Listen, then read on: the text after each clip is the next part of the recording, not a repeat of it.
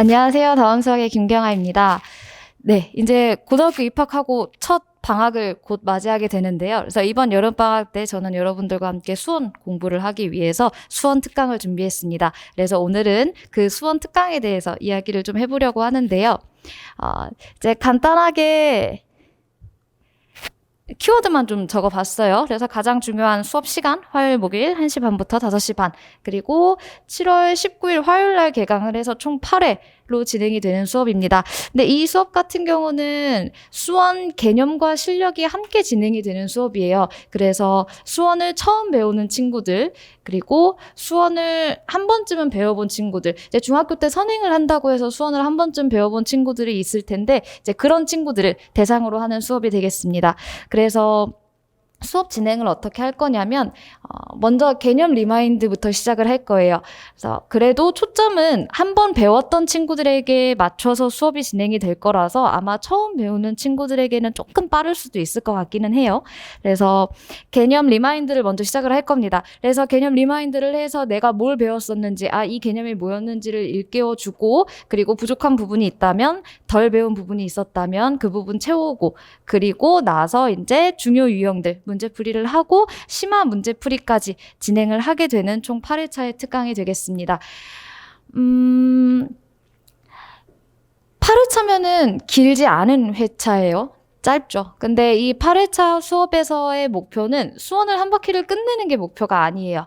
이 수업을 하는 이번 제 특강의 목표는 한 바퀴를 끝내는 것이 단지 목표가 아니라 이제 길게 봐서 겨울방학을 보고 하는 수업이 되겠습니다. 이제 겨울방학 때는 2학년 내신, 이제 수원 내신을 준비를 해야 될 시기잖아요. 그래서 그 2학년 내신 준비에 처음 들어갔을 때 이게 뭐였지? 내가 배운 적이 있었는데? 라고 이렇게 아리까리한 그런 상태가 아니라 이제 기본기가 탄탄하게 잡혀 있는 상태로 만들어주기 위해서 이제 수원 내신 준비를 하기 위한 밑바탕을 깔아주는 작업이라고 생각을 하시면 돼요. 그리고 더 길게 본다면 이제 수능을 생각을 해보시면요. 수능 범위, 수학 범위를 보시면 명시되어 있는 첫 범위가 이제 수원입니다. 물론 1학년 때 배운 것들을 이제 기본으로 깔려서 가는 거고 명시되어 있는 수능의 첫 범위예요. 그만큼 수원은 굉장히 중요합니다. 이제 수능의 시작이라고도 볼 수 있겠죠. 그래서 한 바퀴를 끝낸다라는 것에 의의를 두는 게 아니라 기본부터 탄탄히 잘 다져서 짧게는 2학년 수원 내신, 조금 더 길게 보면 수원 수능까지도 준비할 수 있는 탄탄한 밑바탕을 만드는 것이 이번 여름방학 수원 특강의 목표가 되겠습니다. 교재 같은 경우는 텍스트북, 그리고 워크북, 시중교재 세 가지를 사용을 할 거예요. 회차가 짧아서 조금 걱정이 되기는 하지만, 네, 일단 텍스트북 같은 경우는 시중 문제집 우수문항, 텍스트북과 워크북 같은 경우는 시중 문제집 우수문항, 그리고 내신 모의고사 기출 문제들로 이제 이루어져 있습니다. 난이도 같은 경우에는 제가 수업을 하면서 조금씩 조정을 할 거라서 학생들 수준에 맞춰서 그 부분은 걱정을 크게 안 하셔도 될 것 같고요. 시중교재 같은 경우는 이제 추가 과제로 나가게 될 건데, 이건 아이들의 성향에 맞춰서, 실력에 맞춰서 제가 두껍지 않은 책으로 이제 여름방학 안에 한 권을 끝낼 수 있는 그런 얇은 책으로 골라서 이제 추가 과제가 부여가 될 예정입니다.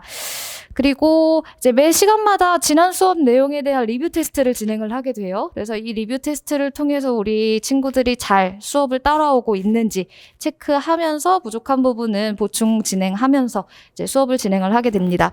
그리고 개별 과제는 아까 말씀드린 것처럼 시중교재, 이제 공통 과제 워크북 외에 이제 시중교재로 개별 과제가 따로 나가게 될 거고요. 여기 보시면 당일 과제라고 있는데, 이 당일 과제 같은 경우에는 보통 아마 텍스트북으로 끝낼 거예요. 이제 텍스트북이 제가 수업 시간에 쓰는 교재를 얘기를 하는데, 이 텍스트북이 수업 시간 안에 다 끝나지를 않아요, 문제량이. 그래서 수업 시간 안에 제가 미처 다 끝내지 못한 부분들은 남아서 텍스트북을 다 완료를 하고 그래야지 하원을 할 수 있는, 집에 갈 수 있는 이제 그런 시스템으로 생각을 하시면 되겠습니다. 만약에 그날 텍스트북이 수업 시간에 다 끝난다면 이제 추가적으로 당일 과제가 부여가 돼서 그것을 마치고 집에 돌아가시면 될 것 같습니다.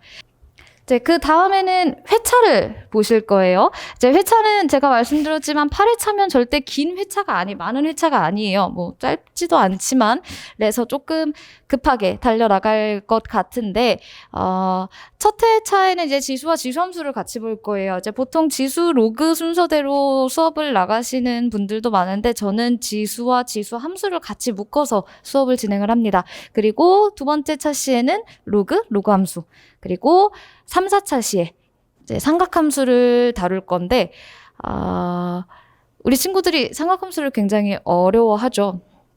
그래서 삼각함수 단원에 이제 두 번의 시간을 쓸 건데 삼각함수 같은 경우는 나중에 미적분에서도 또 다루게 돼서 이제 또 굉장히 중요한 부분인 만큼 이번에 배울 때 잘 배워둬야 되겠죠.